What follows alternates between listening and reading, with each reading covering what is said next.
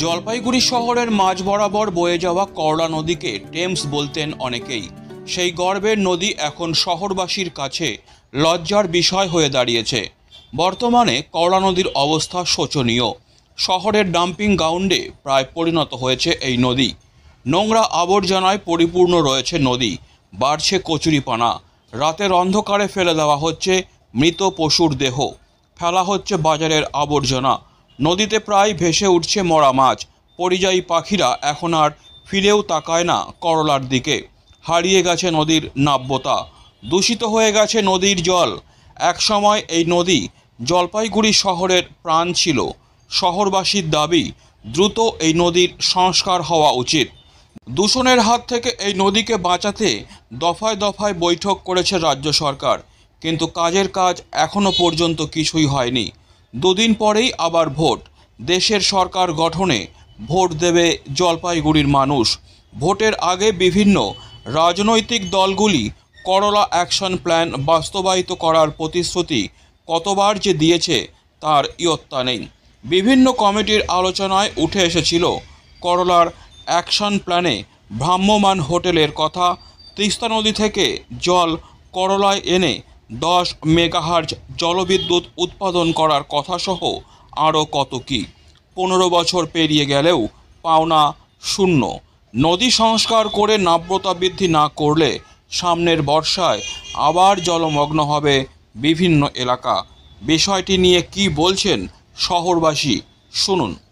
উচিত মনে হয় এটা তো পরিষ্কারই করতেছে না। আগে তো পৌরসভা থেকে পরিষ্কার করতো, এখন তো ওগুলোও করে না। দুনিয়ার নোংরা এটাতে ফেলে। দেখতেছো তো অবস্থা, নদী জলও সেরকম নাই। আগে তো পুরো জল থাকতো, দিন দিন শুকাই যাচ্ছে। এখন পরিবেশ কি দেখছেন? খুবই খারাপ। দেখেই তো বুঝে যাচ্ছে একদমই যা অবস্থা। এখন কি কচুরিপানায় ভরে? কচুরিপানায় ভরে আছে। কচুরিপানা ভর্তি তো, কচুরিপানা আছে, দুনিয়ার নোংরাও আছে, পরিষ্কারও হচ্ছে না ঠিক করে। দিন দিন তো জলই শুকাই যাচ্ছে। অনেকটা নষ্ট হচ্ছে। হ্যাঁ, দিন দিন তো নষ্টই হচ্ছে। কি নষ্ট হচ্ছে? নদীর কি অবস্থা। আগে যে আমরা তো ছোটবেলায় নদীতে স্নান করে বড় হয়েছি, আমাদের বাড়িতে এখানে নদীর পাশে হাকিমপাড়ায়। আর এখন এখন তো আমি থাকি না এখানে। না, এখন পরিবেশ কি নদীর? এখন পরিবেশ খুবই খারাপ। এখন স্নান করা যায় না? না, স্নান টান কিছু করা যায় না। স্নান করলে কি হয়? এখন গা হাত চুলকায়। কেন? জলটা নোংরা হয়েছে না, এই জলে আর কিছু করা যাবে না। আমরা তো আগে কাপড় ধুইতাম, বুঝলেন তো। এখন তো লোক কাপড় দিতে ভয় পায়। নদী জলে যে কাঁচা হয় না, আমি তো ধোপার কাজ করি। এখন ধর না।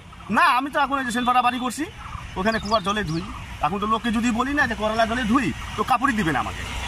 এই অবস্থা হয়ে গেছে। সত্যিকারে আমি তো সত্যি বলতেছি। আমার তো কাস্টমার তাই বলে, আপনি কি করলা জলে ধোন? আমি কী বলবো এখন? বলবো না না না, মিথ্যা বলতে হয়। রোজই যাচ্ছি এবং দুটো বান্দি ঘুরি। তাতে আমার যে মানে এত বছর থেকে যে আমি মর্নিং ওয়াক করতেছি, দেখতেছি করলা নদীর দূষণ কিন্তু আগে এরকম ছিল না। এই বিগত 20 বছর থেকে আমার চোখে পড়তেছে করলাতে এই সমস্ত যে কচুরিপানা, তারপরে আবর্জনা, তারপর হচ্ছে এখানে সবচেয়ে বড় কথা, প্রতিদিন সবাই স্নান করে, বাসন মাজে, এই সমস্ত করে এই নদীর জলটাকে দূষিত করে দিল। এবং করলার এক সময় যে সৌন্দর্য ছিল, সেই সৌন্দর্যটা নষ্ট হয়ে গেছে এবং করলা নদীর নাব্যতাটাও কমে গেছে। তো এইটা একটা আমাদের জলপাইগুড়ি জেলার এত বড় একটা সুন্দর নদী, তার যদি তার মানে অবস্থা হয়, এর থেকে দুঃখের কিছু আর নাই। তা আমি প্রশাসনের কাছে মানে অনুরোধ করব যে তারা যেন এটা একটু দেখে, এই যে এই ধরনের নোংরা কাজগুলো হচ্ছে। এবং এই যে বিভিন্ন, আমি এটাও বলতে বাধ্য হচ্ছি যে আমাদের এই নদের ধারে যে সমস্ত অসামাজিক কাজকর্ম হচ্ছে, এটাও কিন্তু খুব দুঃখজনক। এবং লোকে এখানে এসে কত লোক এসে বসে, তারা প্রাতঃভ্রমণ করে, এমন এমন জায়গায় আমরা কিন্তু হাঁটতেছি যে আমরা ওই জিনিসগুলো দেখতে পাচ্ছি না, আমাদের খুব খারাপ লাগে। এবং এই যে বসার যে জায়গা, সেই জায়গাগুলোকে ভেঙে দিচ্ছে।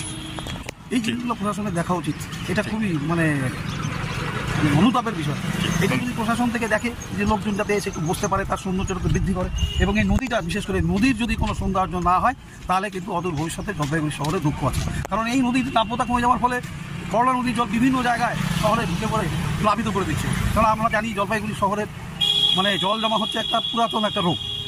সুতরাং এগুলো যদি চিন্তাভাবনা করে প্রশাসন থেকে, এর নাব্যতা ফিরিয়ে আনুক, করলার সৌন্দর্যতা ফিরিয়ে আনুক, এবং শহরের যে জল জমে যে একটা বিরাট বড় একটা সমস্যার সৃষ্টি হচ্ছে, এগুলোর দিকে একটু নজর দিক, তাহলে আশা করি আমাদের জলপাইগুড়ি শহরের উন্নতি হবে।